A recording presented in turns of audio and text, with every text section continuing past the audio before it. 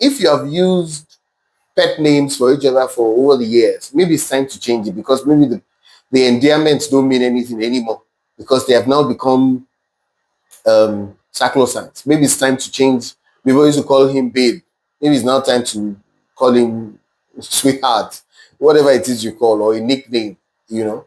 Maybe you used to call him daddy because the children were calling him daddy. Hey, maybe it's time to change that, to say, okay, you're no more daddy, you are now hunkity hunk.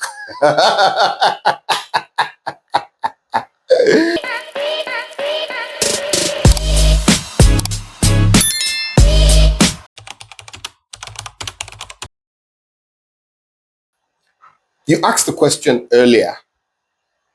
You talked about how do we build quality? And I answered from a perspective looking at three: agency, self, and couple. Then I looked at the qualities with yourself. Now we have looked at that. Now let's look at what you need to do to build quality. The first is to go back and have a conversation, to recreate the commitment you have to that relationship as its own entity. Having that conversation. Now that we have realized that we're together, we have another 30 or 40 years to go, what do we need to do? That's the first. Once you come to that conversation, you agree on clearly new definitions, what the new vision will be, what are your new values as a couple, what mission are you on, what services do you need to render to other people. That's the first. And then to build new spiritual identity together. Yes, you pray on your own, I pray on my own, but let's come together and have some adventure spiritually and connect with God's words also. Identify words that we believe, or phrases we believe, or statements of faith we believe are essential for our relationship, and work on that. Okay? That's the second one. Another one will be reading certain or listening to certain articles or videos together, and using the video as the backdrop for having a conversation around your relationship. Hey, new information. Sometimes you'll be amazed at the level of information that people have about marriage and successful relationship. Very limited sometimes. But when you begin to educate yourselves together and say, hey, I heard this about relationships. Why don't we listen to this together? And you are now building.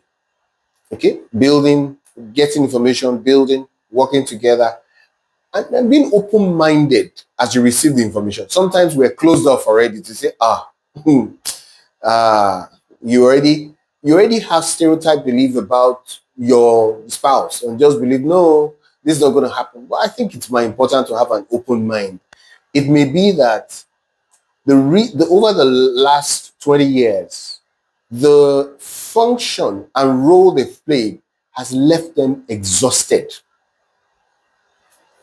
But that role has changed and the pressure has reduced. You need to revitalize that person, rejuvenate that person, reconnect with that person, refresh that person. And then where required, repair. To repair, it's like to repair something that's been broken, and then to reconnect. So repair and repair, to reconnect with that person.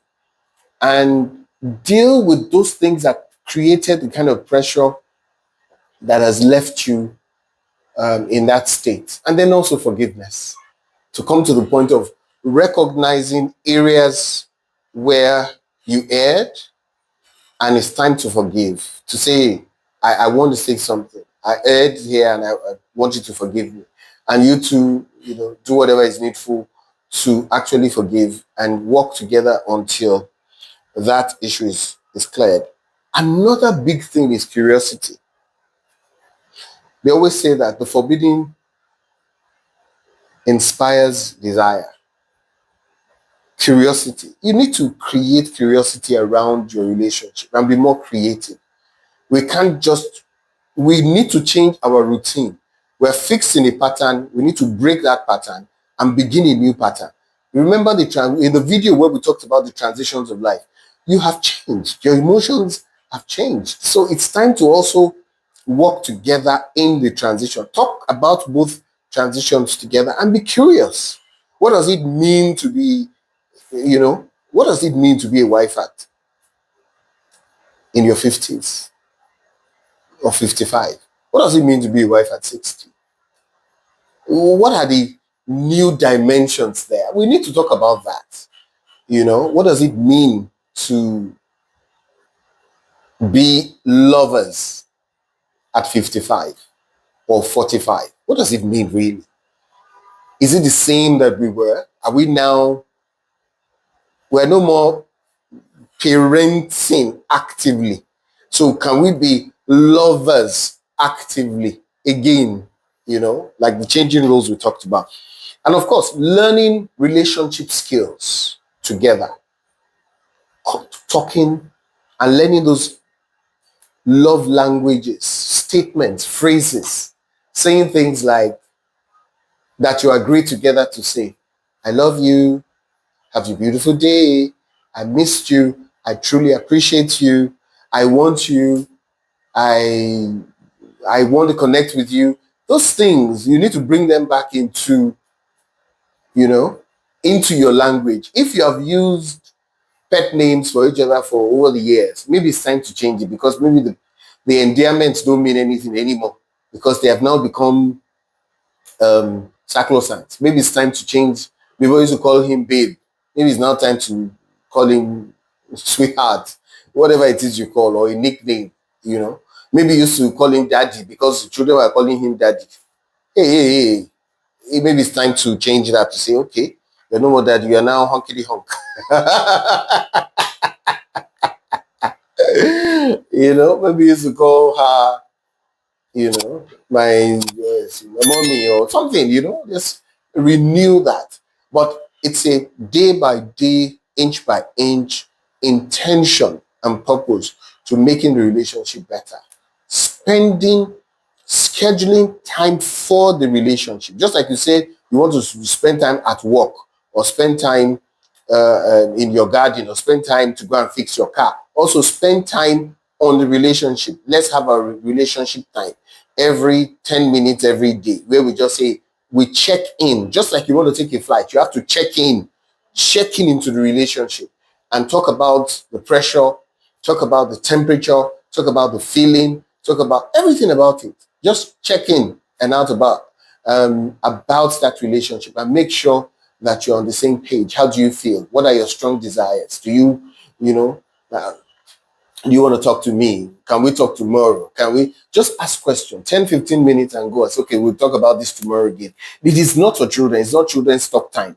It's not business time. It's not church time. It is our relationship time. We can talk two things. How do you feel? Do you feel vulnerable? Do you feel vulnerable and safe? Do you feel, at peace? What concerns do you have? Okay, how can we do this? What's our new language? Where are we seeing? Can we take a walk together? What's this? Different stuff. But all around that.